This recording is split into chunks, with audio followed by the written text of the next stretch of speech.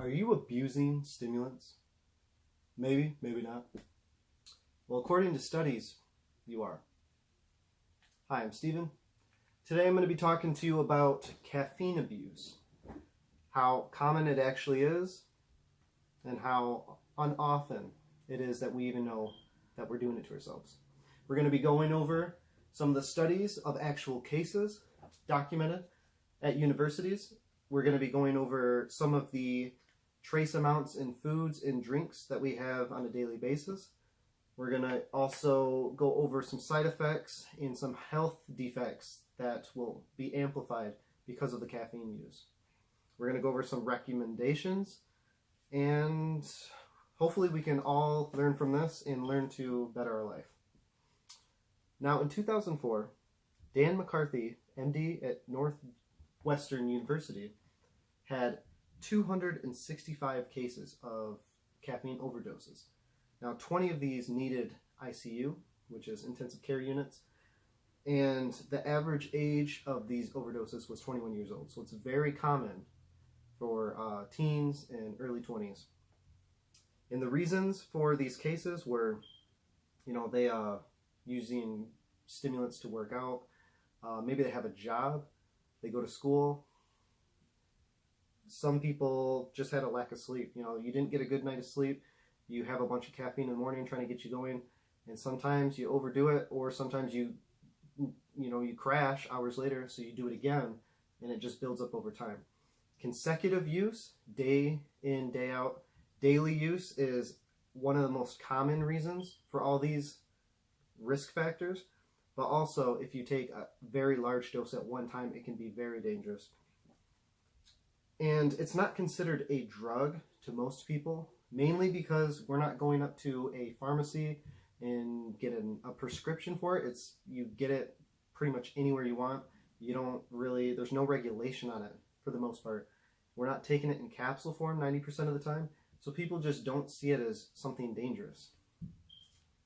Now, some of the recommendations from the Science Informer from the FDA is actually for adults, healthy adults actually, 300 milligrams, which you're basically looking at 2 cups of coffee and maybe 3 to 4 sodas, not together, but separately. Either 2 cups of coffee or 3 to 4 sodas. Pregnant women, it's recommended that you stay under 100 milligrams. It's not very good for pregnant women.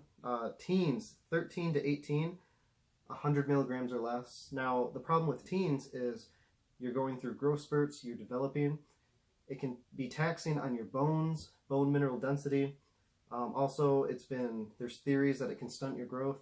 It's best to just play it safe and try and keep your consumption as low as possible.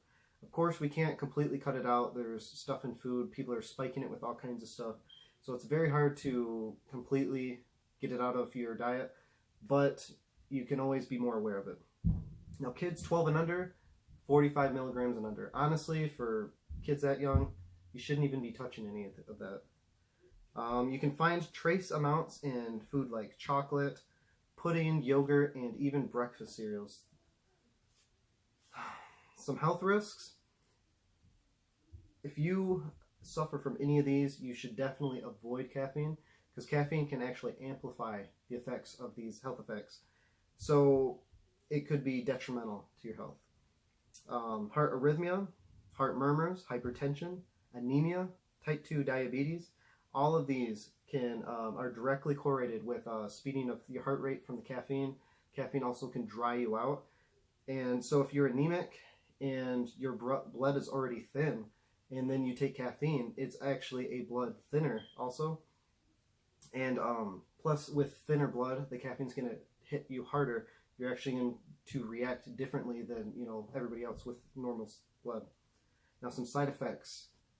There's insomnia, heart palpitations, hand tremors, excessive sweating, vomiting, and atrophy, which okay, so the stimulant pulls the blood from all the extremities, if you know what I mean. So gotta be careful, guys. So, and then also addiction. Have you ever had you know, a couple energy drinks, maybe a cup of coffee in the morning when you were tired, got up late. You try to get yourself going. Maybe you had a pop at lunch. Maybe you get home and you have another one, or maybe an energy drink later in the day because you crashed. All that caffeine adds up. Now, if the recommendation is only 300 milligrams for a healthy adult a day, you know, if you have an energy drink, that's probably about 100 to 130 milligrams. Cans of pop are about 20 to 30, sometimes even 40 milligrams. So all this stuff adds up pretty quick. There's 6 servings in this, and it's 42 milligrams per serving. So there's quite a bit in there.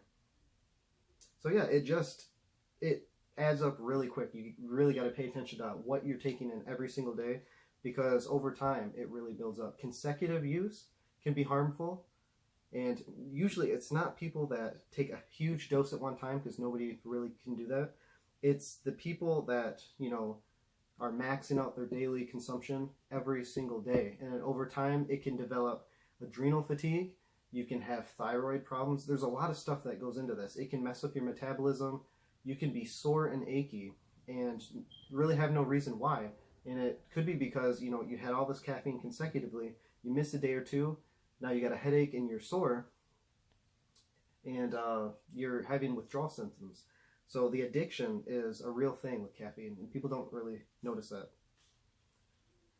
Now, to recap, we talked about the casual use and how it can be often dangerous if not paid attention to. The documented cases of overdoses, the reasons for the overdoses, and how it affects our lives.